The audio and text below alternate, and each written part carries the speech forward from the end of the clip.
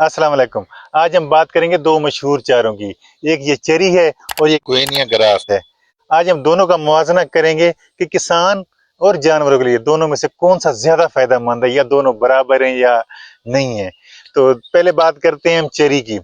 Cherry ऐसा घास है जो साल में 2 बार काश करना पड़ता है। जो जानवर है उसको शौक से खाते, ताकत में ये ज्यादा होते हैं और दूध भी जानवर अच्छा देते हैं ये खाकर, और शौक से खाते हैं। 2 बार साल में काश करना पड़ता है और इसकी ग्रीनरी और वजन भी अच्छा होता है। लेकिन इसका जो तना है वो थोड़ा पतला होता है, इसका तना पतला होता है। और बाकी ये किसान के लिए ये भी एक अच्छा चारा साबित होता है, एक मुफीद चारा है जानवरों के लिए। जो मौसम में बरसात में भी ये काम आता है और गर्मी में भी काम आता है। जब लूसन वगैरह ख़त्म हो जाए या बरसीम के बाद, तो ख़ास तौर पे सूखे के मौसम जो किसान निभाता है तो इसके सहारे निभाता है ये चेरी। जो बुरे वक्त होते हैं बगैर घास के, सिर्फ तूड़ी पे गुजारा करना पड़ता है, उस वक्त ये चारा बहुत काम देता है। दूसरी बात करें हम गुइनिया ग्रास की, तो ये एक बार काश्त करें। आजकल ये इसका मौसम है काश्त करेंगे जुलाई अगस्त में, एक बार काश्त करें 10 साल तक फिर यही चलता रहता है। ये गुच्छों में होता है, जो आपको नजर आ रहे हैं ये गुच्छे, और ये भी गुच्छे आपको नजर आ रहे हैं, गुच्छे बने होते हैं, इस तरह होते हैं। इसका तना जो है वो मोटा होता है, मैं आपको तोड़कर दिखाता हूँ अभी।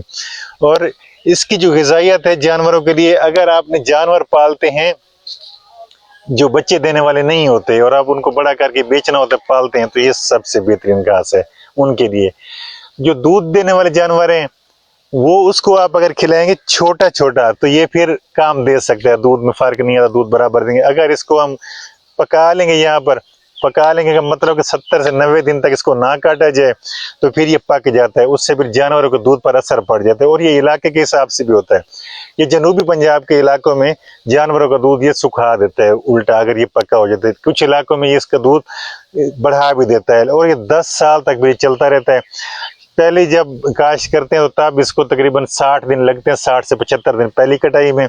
उसके बाद जब ये हो जाता है तैयार, काट लेते हैं, तो उसके बाद हर 35-40 दिन के अंदर ये तैयार होकर काट जाता है।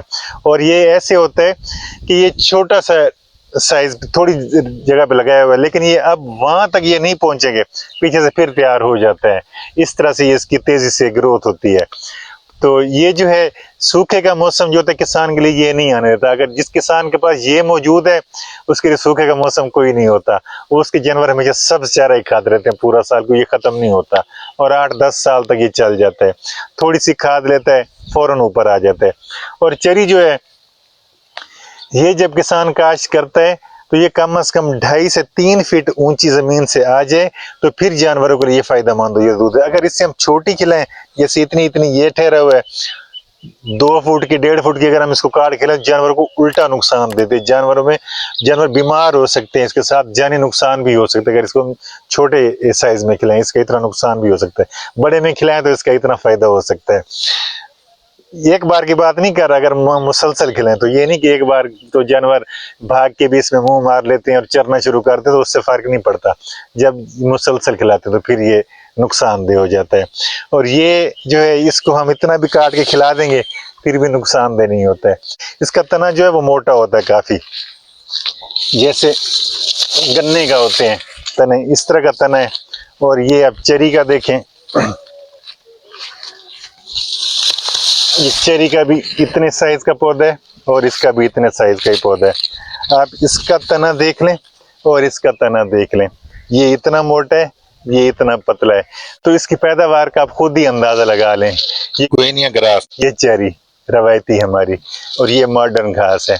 तो इसका आप खुद ही अंदाजा कर लें कि कौन सा फायदेमंद है और कौन सा फायदेमंद नहीं है, किसान के लिए और जानवरों दोनों के लिए। अगर मेरी वीडियो अच्छी लगे तो उसको लाइक करें और मेरे चैनल को सब्सक्राइब कर लें। और मेरी दुआ है कि अल्लाह ताला तमाम किसान भाइयों की फसलों में बरकतें अता फरमाए। आमीन।